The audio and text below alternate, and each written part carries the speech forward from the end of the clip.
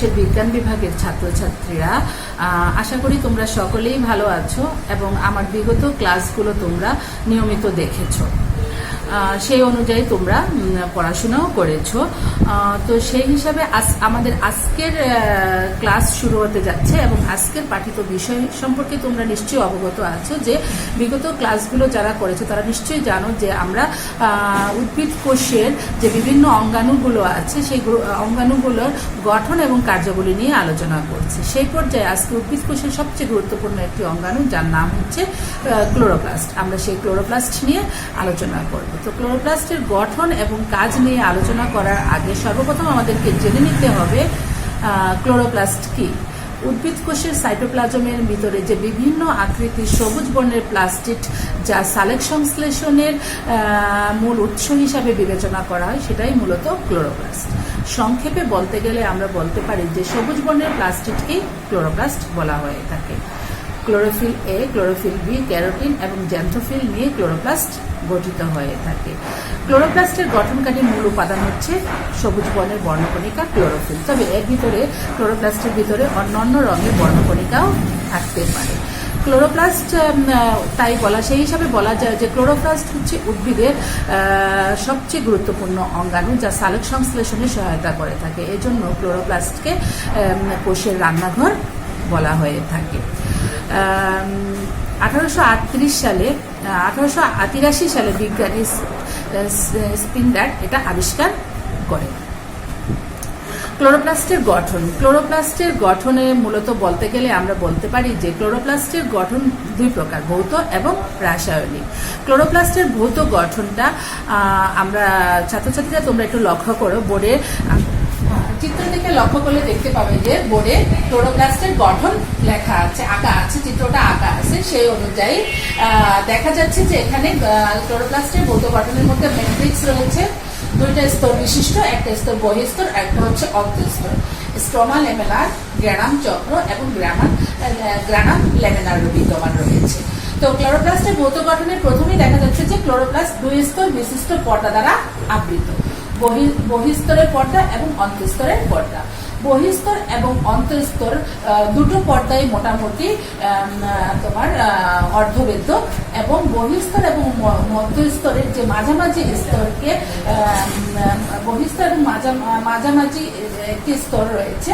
তাছাড়া ক্লোরোপ্লাস্টের ভিতরে ছোট ছোট দানাদার যে অংশগুলো দেখা যাচ্ছে সেটিকে বলা হয়ে থাকে ম্যাট্রিক্স। ক্লোরোপ্লাস্টের পরবর্তী স্তরটা হচ্ছে গ্রানাম। ক্লোরোপ্লাস্টের অন্তঃস্তরের পর্দা দ্বারা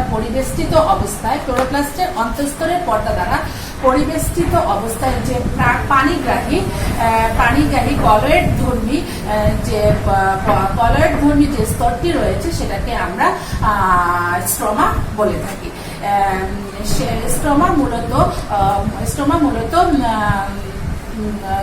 মূলত প্রোটিন, দ্রবণীয় প্রোটিন এবং অন্যান্য উপাদানের মধ্যে রয়েছে চর্বি দানা ও ভিটামিন। গ্রানাম চক্র, তার পরবর্তী স্তরটা হচ্ছে গ্রানাম চক্র।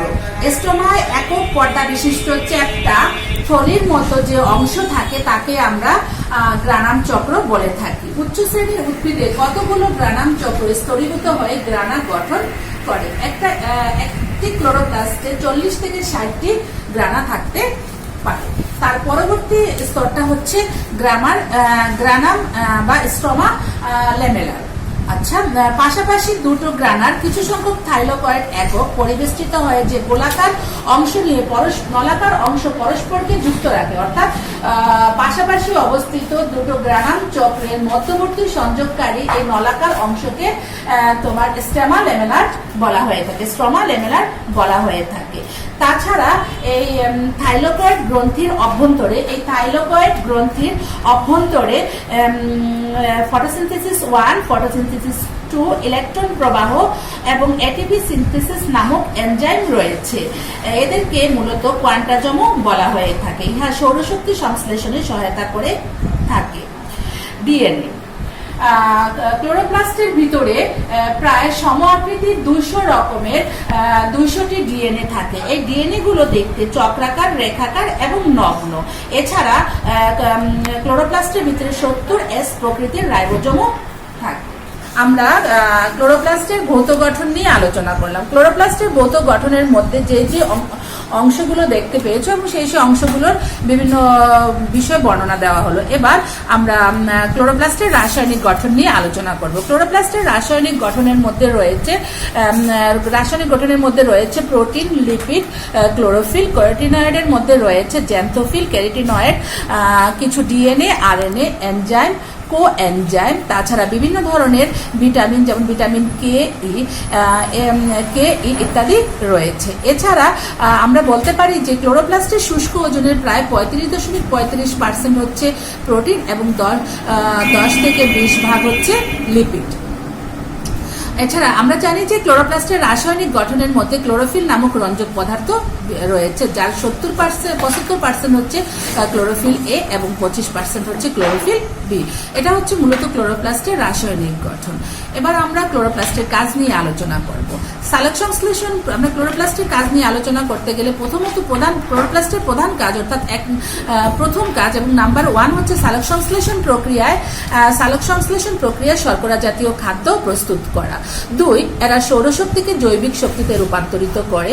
3, এরা নিজের প্রয়োজনে অ্যাসিড এবং নিউক্লিক অ্যাসিড ইত্যাদি তৈরি করে। 4, ক্লোরোপ্লাস্টের ফটোসিনথেসিস ঘটে, যার ফলে এটিপি কণা ভেঙে এটিপিতে উৎপন্ন হয়। 5, ক্লোরোপ্লাস্টে আলোক সংশ্লেষণে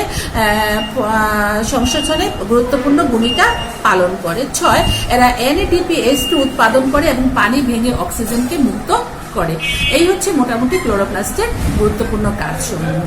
তো ছাত্রছাত্রীরা, আজকের যে অঙ্গাণুটা সম্পর্কে তোমাদেরকে বর্ণনা করা হলো সেটার নাম ছিল ক্লোরোপ্লাস্ট।